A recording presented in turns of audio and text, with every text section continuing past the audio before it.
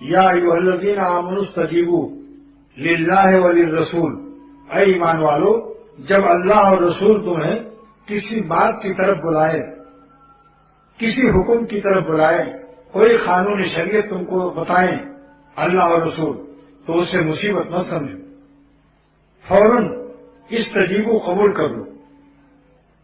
کیوں؟ میرے شیخ شاہ عبد الغنی مرشد رحمۃ اللہ علیہ فرماتے تھے، کیوں؟ لما یحییکم اذا دعاکم لما یحییکم، اللہ تعالیٰ تم کو، ترجمہ حکیم الامت کا ہے، اللہ تعالیٰ تم کو بلا رہے ہیں، اللہ اور رسول کس طرف؟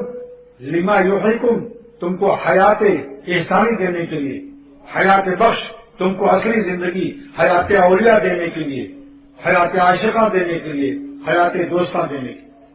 لما یحییکم، معلوم ہوا کہ اللہ پر مرنا یہ موت نہیں ہے، حیات ملتی، یہی دلیل ہے آیت۔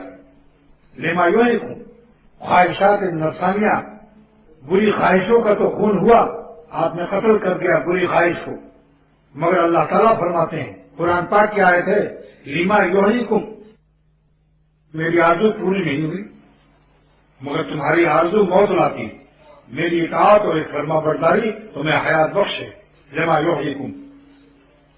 تو اللہ تعالیٰ کے فرما برداری سے آپ کو حیات ملے گی، اور نفس دشمن کی بات ماننے سے تمہیں موت ملے گی، اور ایسے مسائل آئیں گے کہ موت بھی نکل جائے گا۔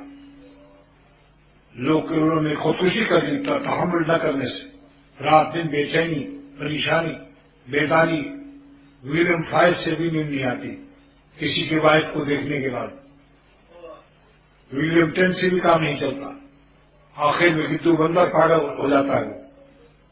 اور اللہ تعالیٰ فرما رہے ہیں میری بات مانو، شریعت پر چلو، تو لما یحییکم، تمہیں حیات ملے گی۔ تو حیات بخش چیز کی طرف آنا چاہیے یا نہیں؟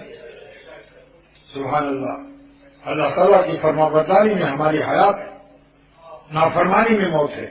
تیرا ذکر ہے میری زندگی، تیرا ذکر ہے میری زندگی، تیرا بھولنا میری موت ہے، تیرا ذکر ہے میری زندگی، تیرا بھولنا میری موت ہے۔